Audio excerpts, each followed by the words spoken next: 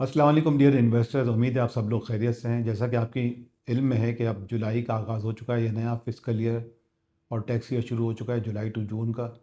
तो आज 2 जुलाई है और हम सबसे पहले रिव्यू करेंगे जून की मार्केट की परफॉर्मेंस का, और उसके बाद हम आगे मैक्रो और माइक्रो की बात करेंगे और 2027 की आउटलुक के ऊपर थोड़ी सी बात करेंगे।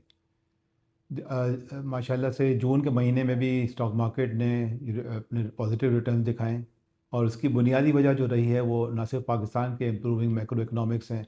पाकिस्तान का फाइनेंस बिल अनाउंस हो गया जो कि कुछ हद तक इन्वेस्टर फ्रेंडली कहा जा सकता है जिसको।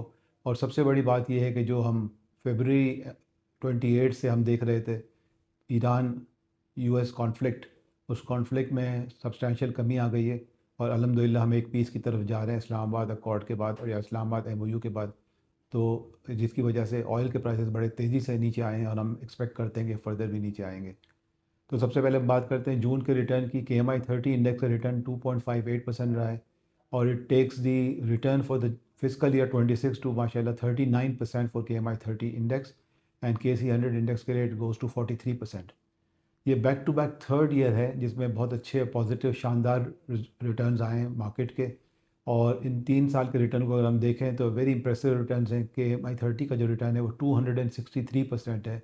तो एक इन्वेस्टर ने जो पैसे लगाए थे 3 साल पहले, उसके ऊपर 3 साल में उसको 263% का रिटर्न मिल चुका है।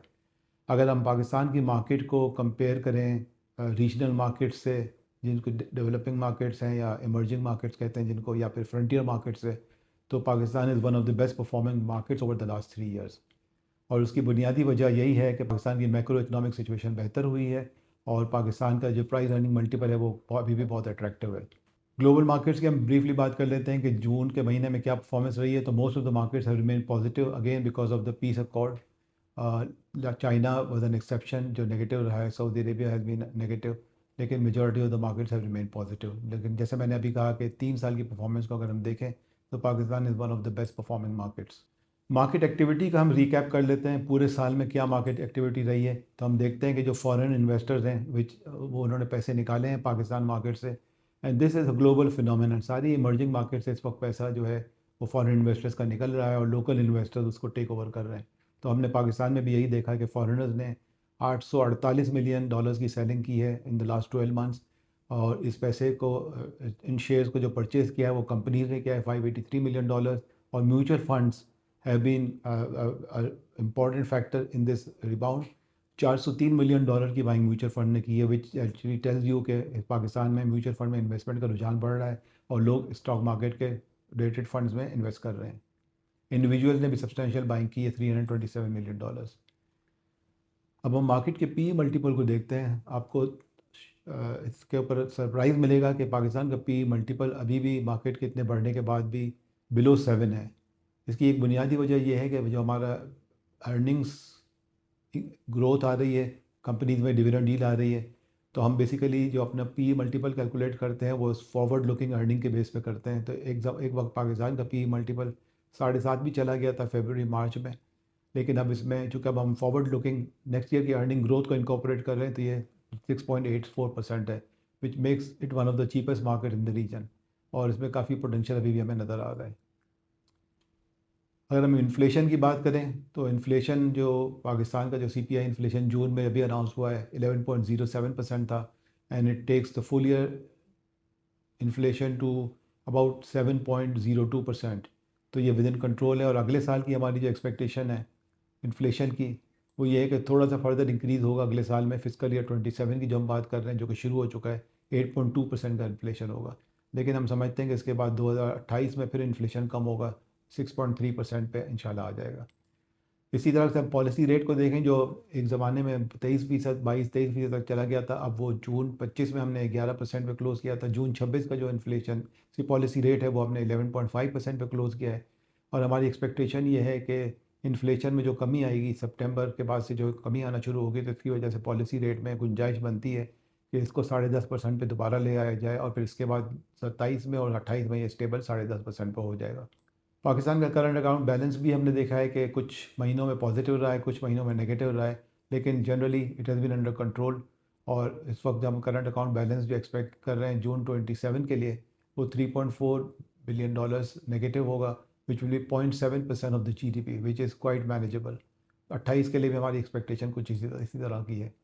FX रिज़र्व जो है, जो स्टेट बैंक की तरफ से अनाउंस होते हैं कि उनके रिज़र्व्स कितने हैं, तो स्टेट बैंक के जो रिज़र्व्स हैं, FX रिज़र्व पाकिस्तान के जो हैं वो जून 26 में $18 बिलियन में क्लोज़ होंगे, बल्कि हो चुके हैं।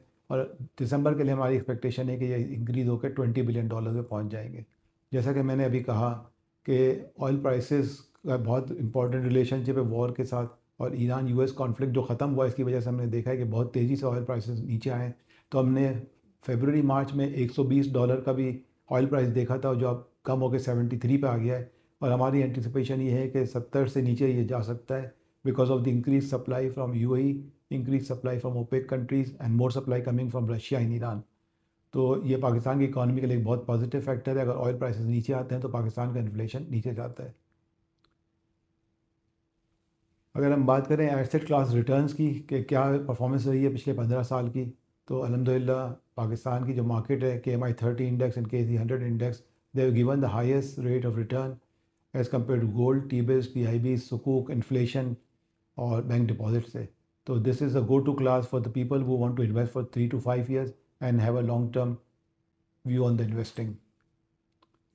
हमारी जो आउटलुक है 2026-27 के लिए, वो हमारी एक्सपेक्टेशन ये है कि market will very easily give इंशाल्लाह 18 to 20% return, even if the multiples stay the same. लेकिन अगर हम मल्टीपल्स की री रेटिंग देखते हैं 6.8%, 6.8 टाइम्स से अगर 7.8 टाइम्स हो जाता तो ये एडिशनल 20% रिटर्न जनरेट कर सकता है। तो हमारी एडवाइस यही होगी कि जो लॉन्ग टर्म इन्वेस्टर्स हैं उनको चाहिए कि लकी इस्लामिक स्टॉक फंड में और लकी इस्लामिक एनर्जी फंड में इन्वेस्टमेंट करें।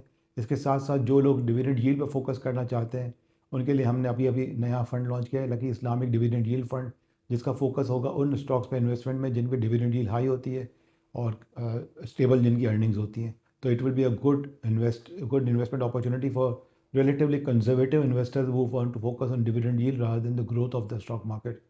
और जो हमारे मनी मार्केट फ़ंड हैं वो आप जानते ही हैं कि माशाल्लाह they are one of the best performing money market funds in the industry on the Islamic side. इसके साथ साथ मैं ये भी कहना चाहूँगा कि नए फिस्कल ईयर का आगाज़ हो गया है, तो इस पहले महीने से ही हमें चाहिए कि अपने रिटायरमेंट के लिए सेव करना शुरू करें और लकी इस्लामिक पेंशन फ़ंड में इन्वेस्टमेंट शुरू करें।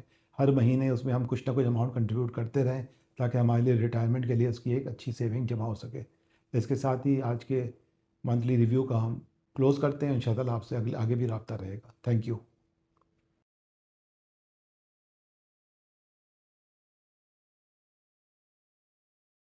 म्यूचुअल फंड्स में सरमायाकारी के नताइज मार्केट के हालात पर मुनसर हैं। सरमायाकारी की पॉलिसी और रिस्क को बखूबी समझने के लिए ऑफरिंग दस्तावेजात का मुताला कीजिए।